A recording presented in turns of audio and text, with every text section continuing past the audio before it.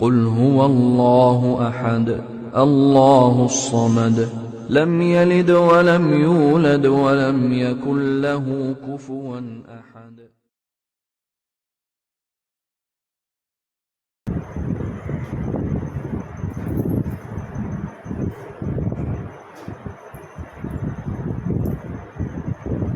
إن الحمد لله نحمده ونستعينه ونستغفره ونؤمن به ونتوكل عليه ونعوذ بالله من شرور أنفسنا ومن سيئات أعمالنا من يهده الله فلا مضل له ومن يضلل فلا هادي له وأشهد أن لا إله إلا الله وحده لا شريك له وأشهد أن محمدا عبده ورسوله أما بعد فقد قال الله تعالى يا أيها الذين آمنوا اتقوا الله حق تقاته ولا تموتن إلا وأنتم مسلمون.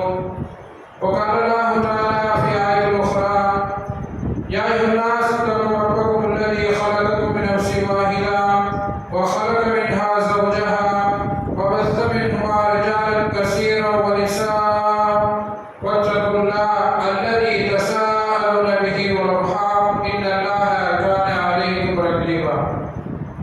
وقال الله تعالى في آية أخرى يا أيها الذين آمنوا اتقوا الله وقولوا قولا سديدا يصلح لكم أعمالكم ويغفر لكم ذنوبكم ومن يطع الله ورسوله فقد فاز فوزا عظيما.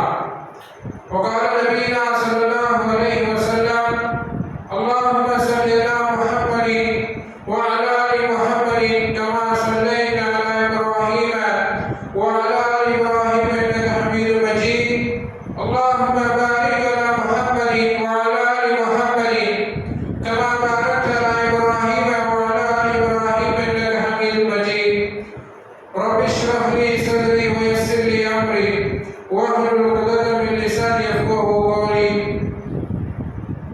புகழும் புகழ்ச்சியும் ஏகிறனாகிய அல்லாஹ் ஒருவனுக்கே உரித்தாக்கி அவரது அன்பும் அருளும் இவ்வுலகிற்கு இறுதியாக அனுப்பப்பட்ட முஹம்மது நபி ஸல்லல்லாஹு அலைஹி வஸல்லம் அவர்கள் மீதும் அன்னாரின் அடிச்சுவட்டை அப்படியே பின்பற்றி வாழ்ந்த உத்தம சத்திய சஹாபாக்கள் சஹாபி பெண்களின் மீதும் தாபிகள் மீதும் தபாதாபிகள் மீதும் மற்றும் இந்த அவையில் அமர்ந்திருக்கின்ற உங்கள் மீதும் என் மீதும் உங்களுடைய குடும்பத்தார் மீதும் என்னுடைய குடும்பத்தார் மீதும் இந்த நல்ல நாளில் எப்படி நம் அனைவரும் ஒன்று கூடினானோ அதே போல் நாளை மறுமையில் உயர்ந்த சொர்க்கமான ஜன்னத்துல் ஃபிர்தௌஸ் எனும் சொர்க்கத்தில் உங்களையும் என்னையும் உங்களுடைய குடும்பத்தாரையும் என்னுடைய குடும்பத்தாரையும் ஒன்று கூடுவான் என்று பிரார்த்தனை செய்ததாக இந்த ஜும்மாவுடைய முதல் உரையை ஆரம்பம் செய்கின்றேன்.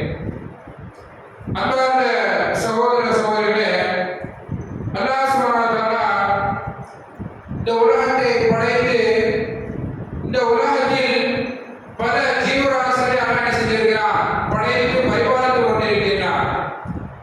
அதே போல் மனிதர்களையும் இந்த உலகத்தில் படைத்து அவர்களுக்கு வாழ்வாதாரத்தை கொடுத்து அவர்களை என்ன செய்கிறார், பாதுகாத்து கொண்டு வளர்த்து வருகிறார்.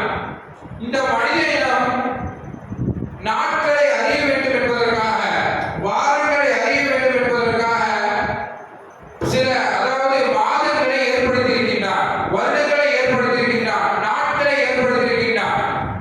அப்பேற்பட்ட மாதத்தை பற்றி அல்லாஹ் சுப்ஹானஹு வ தஆலா தன்னுடைய திருமறையில குறிப்பிடும் பொழுது இன்ன அந்தர ஷுஹூரி இன்தல்லாஹ், அல்லாஹ்விடத்தில் மாதங்களுடைய எண்ணிக்கை 12. அதாவது இஸ்னா அஷர ஷஹரன் ஃபீ கிதாபில்லாஹ், அல்லாஹ்வுடைய புத்தகமாகிய அந்த புத்தகம் இருக்கு பாருங்க, அந்த புத்தகத்தில் வானம் பூமி படைக்கப்பட்ட நாட்களில் இருந்து இந்த மாதங்களுடைய எண்ணிக்கை 12 என்று அல்லாஹ் தன்னுடைய திருமறையில குறிப்பிடுகிறார். அர்பஅத்துல் ஹுரும், அந்த 12 மாதங்கள்ல ஒரு 4 மாதங்கள் அல்லாஹ் என்ன செய்யறான், பிரத்யேகமாக சொல்கிறார். பிரத்யேகமாக இந்த 4 மாதங்கள் ஒரு புனிதமாக்கப்பட்ட மாதங்கள் என்று அல்லாஹ் அந்த 4 மாதங்களை என்ன செய்கிறார், குறிப்பிடுகின்றார். அதில் ஒரு மாதத்தை தான் நாம் என்ன செய்கிறோம்,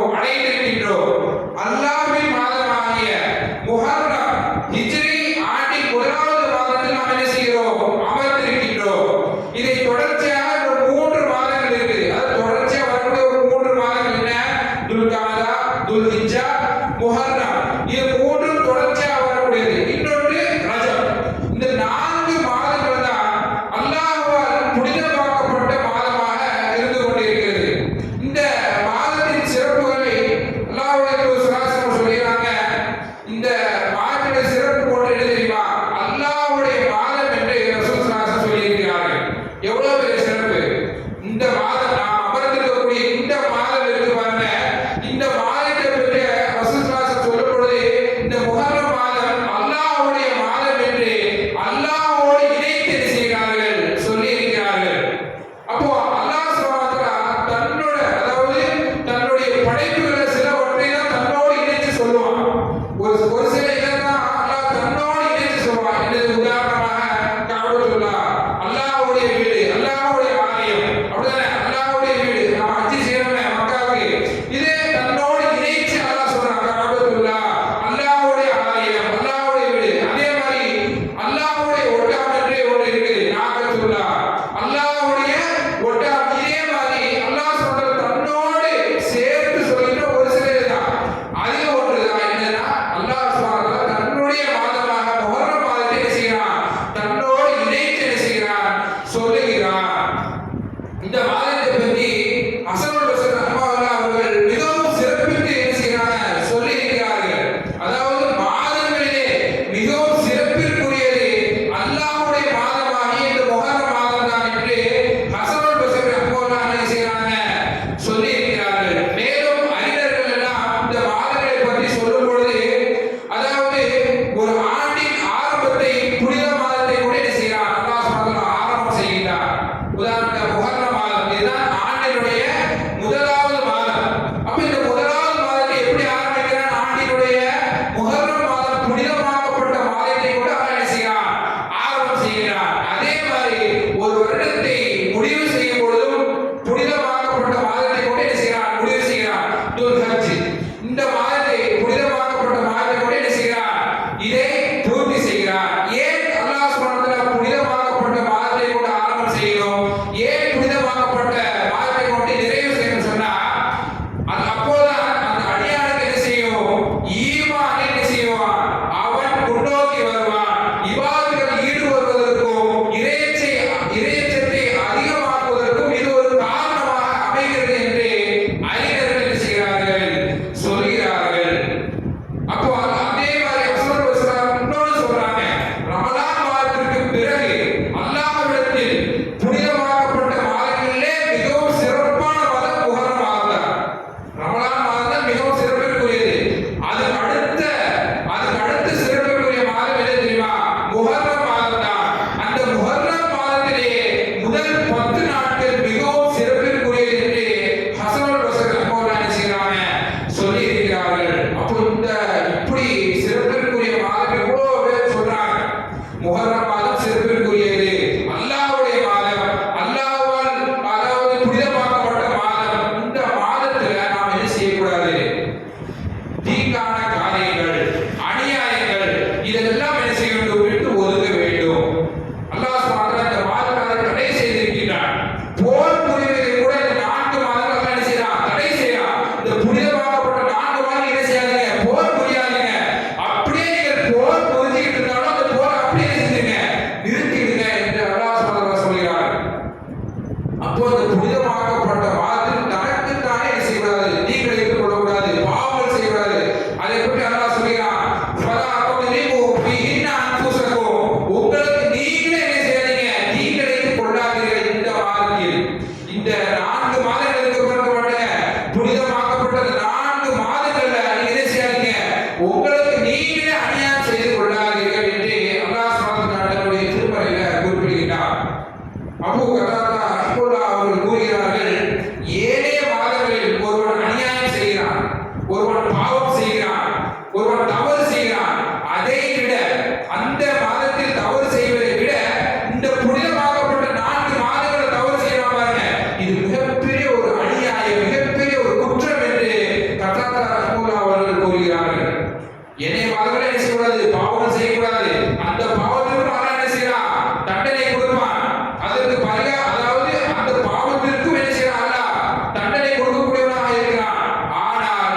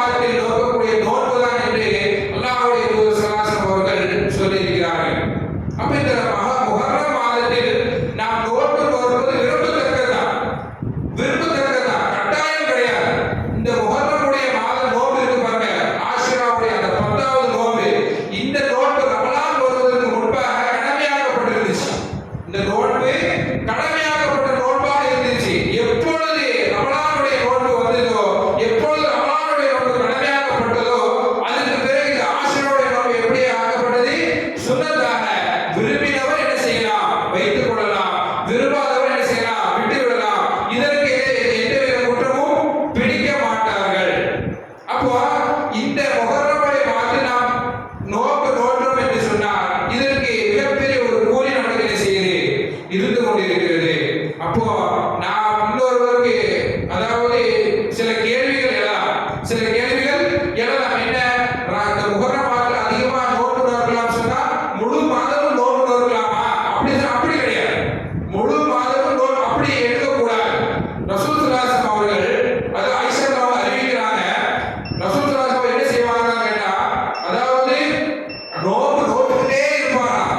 நோன்பு எப்பமாவது விடுவார்களா என்று எண்ணும் அளவிற்கு ரசூல் ஸல்லல்லாஹு அலைஹி வஸல்லம் என்ன செய்வாங்க? நோன்பு நோக்கிட்டே இருப்பார்களா.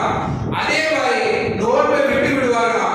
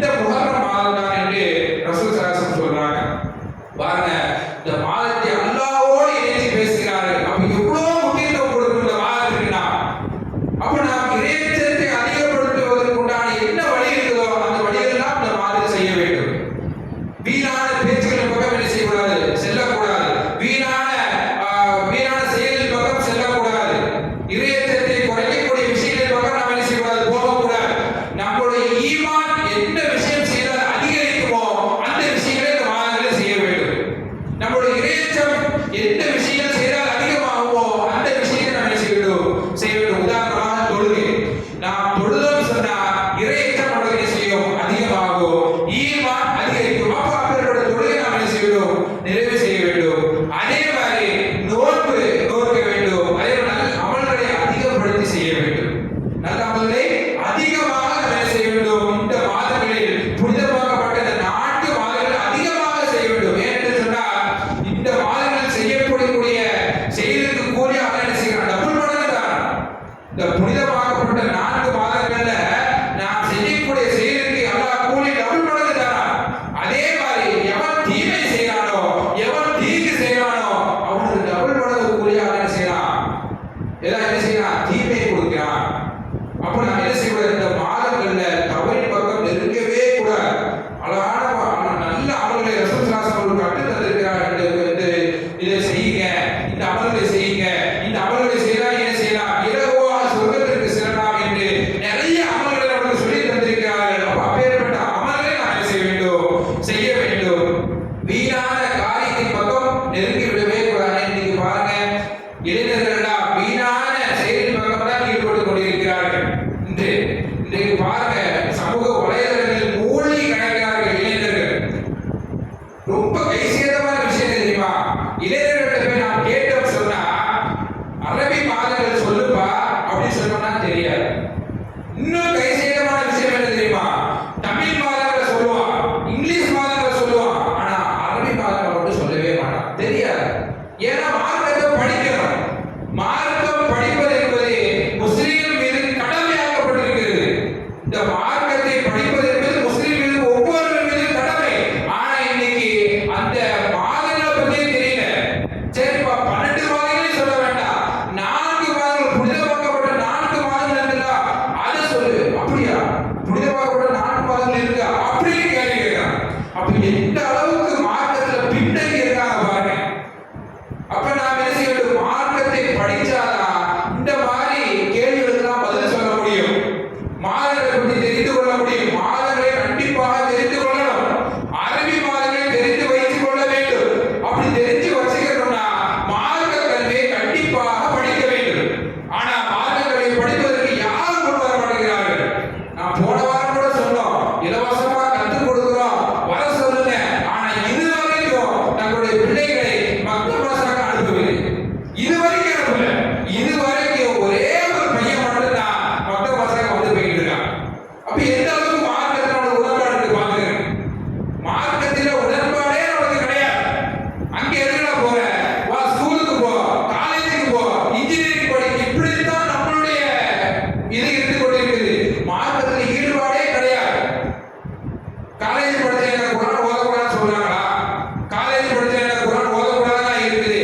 எவ்வளவு பெரிய பையனாக இருந்தாலும் குர்ஆனை கண்டிப்பாக கற்றுக்கொள்ள வேண்டும். மார்க்க கல்வி கண்டிப்பாக கற்றுக்கொள்ள வேண்டும். அப்படி கற்றுக்கிட்டா மட்டும்தான் நாம் நம்முடைய மாதத்தை பற்றி அறிய முடியும், அல்லாஹ்வை பற்றி அறிய முடியும், நபிகள் நாயகம் ஸல்லல்லாஹு அலைஹி வஸல்லம் பற்றி அறிய முடியும். இன்னைக்கு ஆஷுராவுடைய நோன்பு சிறப்பை பற்றி சொல்லுனா தெரியாது. ஏன் மார்க்கத்தை படிக்கல? அப்ப நாம் என்ன செய்ய வேண்டும்? இந்த மார்க்கத்தை படிச்சா மட்டும்தான் நாம் என்ன செய்ய முடியும்? இந்த மாதங்களை பற்றி தெரிய முடியும். இந்த 4 மாதங்கள் புனிதமாக்கப்பட்ட 4 மாதங்கள் செய்யக்கூடிய அமல்களை பற்றி தெரிய முடியும். மார்க்க கல்வி இல்லைன்னு சொன்னா அவனுக்கு எதுவுமே தெரியாது. அவன் உலக கல்வியை வேணா 100% 50% எடுத்துக்கலாம். ஆனா மார்க்க கல்வியில அவன் 0வாக தான் இருக்கிறான். அல்லாஹ்வுடைய கல்வியில 0வாக தான் இருக்கிறான். இந்த உலக கல்வி வச்சு நாளைக்கு மறுமையில சாதிக்க முடியுமா கேட்டா ஒரு காலமும் சாதிக்க முடியாது. ஒரு காலம் சாதிக்க முடியாது. ஏன் மறுமை வரைக்கும் ஏன் போகணும்? கபூலே சாதிக்க முடியாது நம்மளால. உலக கல்வியை படிச்சா சொன்னா கபூலே நம்மளால சாதிக்க முடியாது.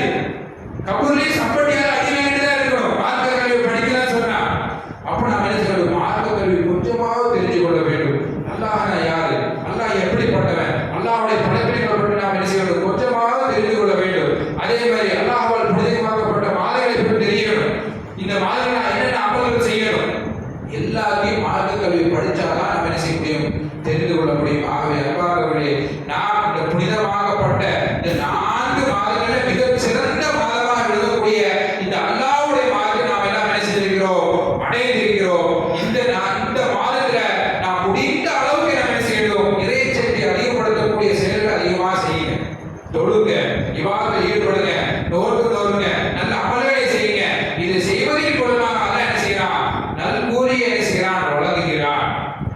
அப்போ நான் என்ன செய்ய வேண்டும்? இந்த மாதத்துல தீமையான காரியத்தை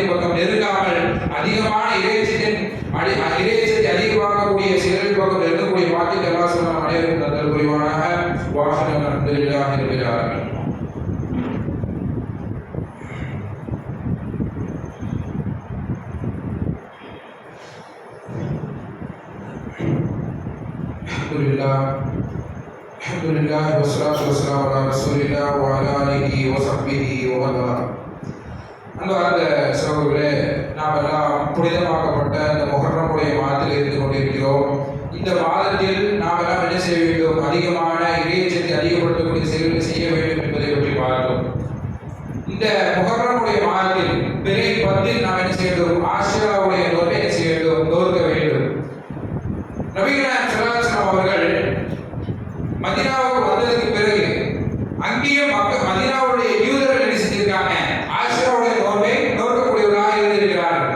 அப்பொழுது ரசூல் ஸல்லல்லாஹு அலைஹி வஸல்லம் அவர்கள் கேட்கிறாங்க, நீங்க ஏன் இந்த நாளை நோன்பு வச்சிருக்கீங்க என்று கேட்கும் பொழுது, இந்த நாளில் தான் மூசா அலைஹிஸ்ஸலாம் அவர்கள் ஃபிரௌனிடமிருந்து காப்பாற்றப்பட்ட நாள். இந்த நாளில் இந்த நாளை கண்ணியப்படுத்த வேண்டும் என்பதற்காக தான் நாங்கள் என்ன செஞ்சிருக்கிறோம்? இந்த நாளை நோன்பு வச்சிருக்கிறோம் என்று சொல்கிறார்கள். அப்போ உடனே ரசூல் ஸல்லல்லாஹு அலைஹி வஸல்லம் சொல்றாங்க, மூசா அலைஹிஸ்ஸலாம் அவர்களுக்கு உங்களை விட நெருக்கத்தில் இருக்கிறவர்கள் நாங்கள் தான்.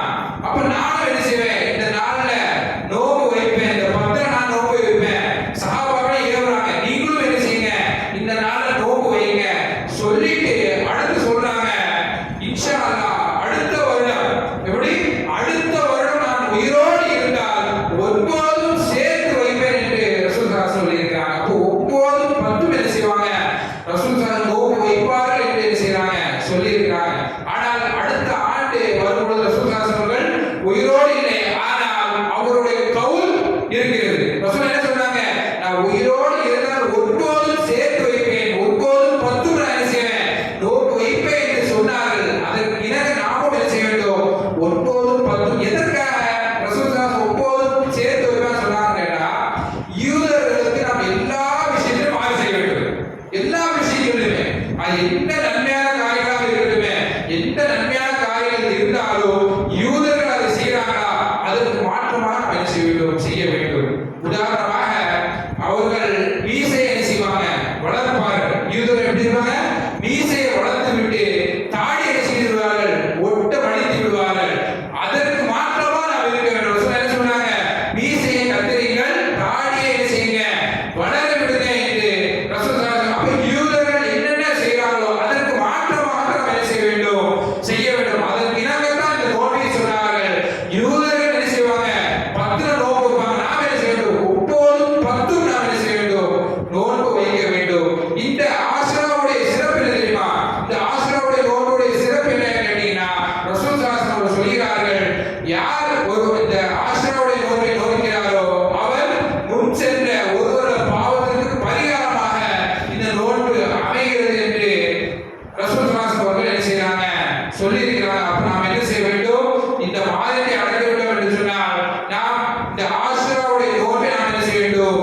நோக்க வேண்டும். இந்த நோன்பை நோற்பதன் மூலமாக நமக்கு என்னது? ஒருவரோட பாவத்திற்கு பரிகாரமாக நம்ம என்ன செய்யுது? அமைகிறது. தோழர்களுக்கு கட்டளையிட்டார்கள், இந்த நோன்பை நோருங்க. எப்படி? இந்த ஆஷுராவுடைய நோன்பை என்ன செய்யுங்க?